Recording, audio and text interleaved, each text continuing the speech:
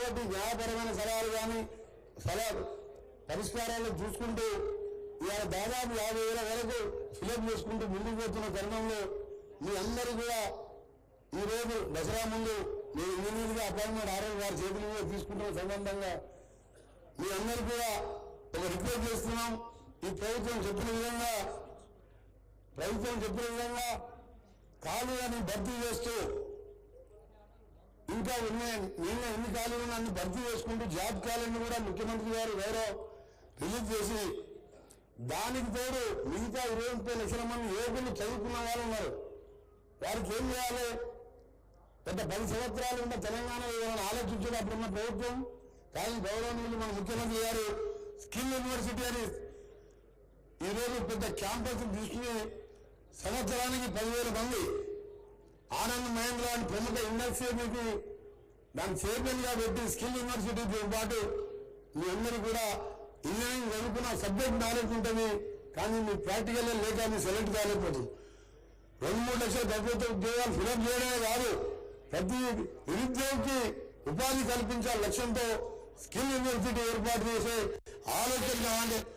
ఆలోచనతో ముందుకు పోతున్న మా ముఖ్యమంత్రి గారికి, మా మంత్రివర్గానికి, మా ప్రభుత్వానికి మంచి పేరు వచ్చే విధంగా మీ అందరికీ ఎప్పుడేస్తున్న ఇంజనీర్లు అంటే ఒక రోడ్ వేసి ఒక బ్రిడ్జ్ కట్టేసి ఒక కాలువమైన ఇంజనీర్లు కాదు. మీరు కట్టే పని, మీరు చేసే పని నాణ్యత ఉన్నదా లేదా, 24 గంటలు మీరు ఏ పని చేసినా దాన్ని క్వాలిటీ మెయింటైన్ చేస్తూ అది రాత్రైనా సరే పని జరిగే సమయంలో మీరు అక్కడ ఉండాలి. అసిస్టెంట్ ఇంజనీర్ ముఖ్యం. ఈయన కంటే అసిస్టెంట్ ఇంజనీరే క్వాలిటీ చెక్ చేసేవాడు. కానీ ఈ రోజుల్లో చూస్తుంది ఒకటే సలహా ఇస్తున్నాను.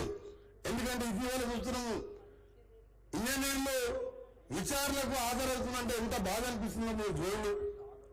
సార్ మోక్షమండలం విశ్వేశ్వరరావు లాంటి భారతరత్న అలాంటి ఇంజనీర్ పుట్టిన ఈ దేశంలో గత ప్రభుత్వం చేపట్టిన అనాలోచిత కార్యక్రమాలు, వాళ్ళు ఇచ్చిన సలహాలు పక్కన పెట్టి ముఖ్యమంత్రి చీఫ్ ఇంజనీర్ గా మారిపోతే ఇవాళ కట్టిన 3 ఏళ్లకే మేడిగడ్డ లాంటి బ్యారేజీలు కుంగిపోతే 70 ఏళ్ల కింద సాగర్ డ్యామ్ కట్టి అప్పుడు క్రేన్ లేవు, టెక్నాలజీ లేదు, పెద్ద పెద్ద బండరాళ్ళు పాలమూరు లేబరు బండరాళ్ళతో డ్యామ్ కడితే ఇప్పటికక్కడ గీత కూడా పడలే. అది కట్టిన ఇంజనీర్లను మీరు వాళ్ళని ఆదర్శంగా తీసుకోండి. కాళేశ్వరం కట్టి ఇంజనీర్లు కాదు. మీ అందరికీ మళ్ళా చెప్తున్నాను నువ్వు. ఎందుకంటే ఆయన అప్పుడు చెప్పేవాడు అంటే నేనే మొత్తం ఇంజనీర్ నేనే ఈ ప్రపంచంలో వింటా అన్నాడు. కుంగిపోయిన తెల్లారేమన్నాడు, ఒక పోలీస్ ఆఫీసర్ స్టేట్మెంట్ ఇప్పించినాడు, ఇదే విద్రోహ చర్య అన్నాడు. ఆఖరికి బయటపడ్డది. విద్రోహ చర్య అయితే బాంబులు పెడితే పైకి లేస్తుంది అని కిందికి పోతుంది ఎక్కడన్నా. అలాంటివి చేసి ప్రజలను మోసం చేసి 1,50,000 కోట్లు ఖర్చు పెట్టి ఆ భారం మన మీద మోసిపోయింది. అందుకని మీ ఇంజనీర్లకు మీకు సలహా ఇస్తూ మాకు కూడా మాకు ఎమ్మెల్యే అయినా మినిస్టర్ అయినా ముఖ్యమంత్రి మన ముఖ్యమంత్రి గౌరవనీయులు 10 ఏళ్లలో ప్రతిరోజు ఆదివారం లేదు, శనివారం లేదు, ప్రతిరోజు హైదరాబాద్ ఉంటే సెక్రటరియట్కి వస్తారు, ఇంటి దగ్గర ఉంటే ఎవరైనా కలుస్తారు.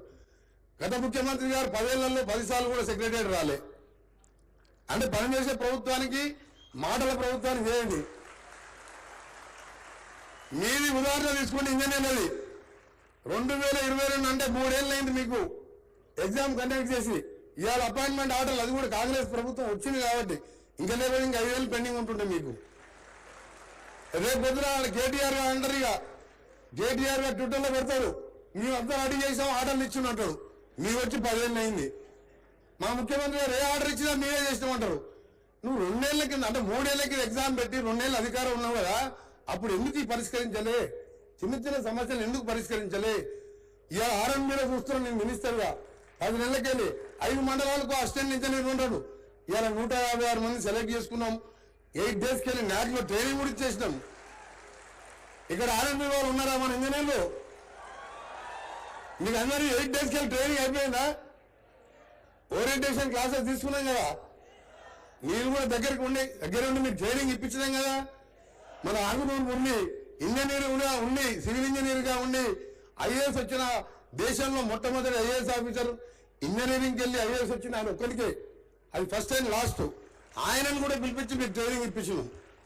అందుకని మీ అందరూ కూడా మరొకసారి బెస్ట్ ఆఫ్ ద చెప్పకు మీరు పనిచేసే వాళ్ళకి డ్యూటీ కాదు. మాకు కూడా టైమింగ్స్ ఏం లేవు. మినిస్టర్కైనా సీఎం గారైనా ఎమ్మెల్యే అయినా అర్ధరాత్రి ఎవరు వచ్చినా మేము లేచి పనిచేస్తాం.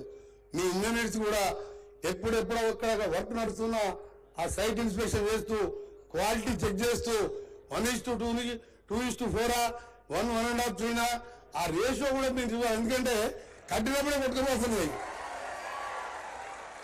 ఆ క్వాలిటీ చెక్ చేయనంత వరకు మనం అనగాదు. ఇంజనీర్ అంటే దేశాన్ని నడిపించేది ఇంజనీర్లు.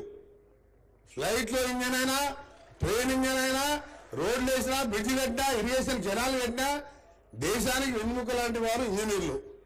అందుకనే ఇంజనీర్ల మీద బాధ్యత ఎక్కువ ఉంది. మేము శాంక్షన్ చేయగానే క్వాలిటీతో పనిచేసి 100 సంవత్సరాలైనా చెక్కు చేయకుండా ఉండాలి.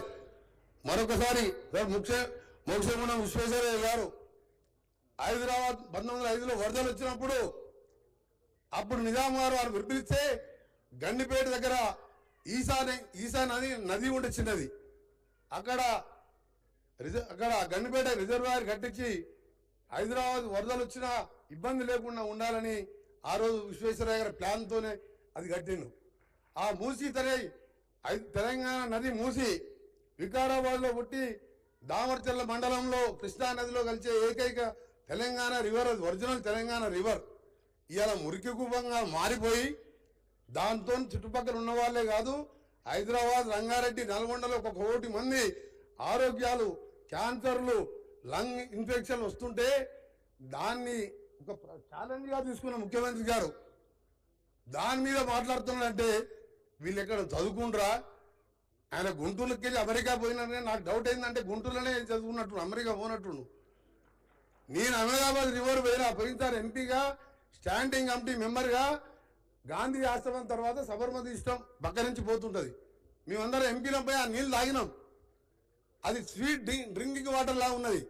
అహ్మదాబాద్లో మోడీ గారు ఉన్నప్పుడు దాన్ని ఖర్చు పెట్టి చేసుకోవచ్చు, నమామికంగా చేయొచ్చు. ఇక్కడ బీజేపీ మాత్రం మూసి ముట్టుకుంటూ ఊక్కునే లేదని కిషన్ రెడ్డి గారు మాట్లాడతారు. మీరే ఇంజనీర్లు ఆలోచించండి. ఇవన్నీ ఇవాళ ఇప్పుడు మా బట్టి గారు జపాన్లో ఆయన కారులో పూతపోతూ తీసిన వీడియోలు అన్నీ చూపించింది నాకు. సిటీ మధ్యలోకి వెళ్ళి రివర్ ఎట్లుందంటే ఒక ప్యూర్ రివర్ లాగా దాన్ని చేయాలని ముఖ్యమంత్రి గారు ఆలోచన చేస్తే దాని మీద కూడా రాజేదంటే వాళ్ళకి ఏందని తెలంగాణ అభివృద్ధి చెందే అవసరం లేదు. అధికారం ఏంటంటే ఫ్రస్ట్రేషన్లో మాట్లాడుతున్నాం. అందుకనే నేను వాళ్ళ గురించి పక్కన పెట్టి ఏది ఏమైనా సరే గౌరవ ముఖ్యమంత్రి గారు, క్యాబినెట్ మినిస్టర్లం, ఎంపీలం, ఎమ్మెల్యేలం, మనమందరం, మీరందరూ కూడా కలిసి తెలంగాణ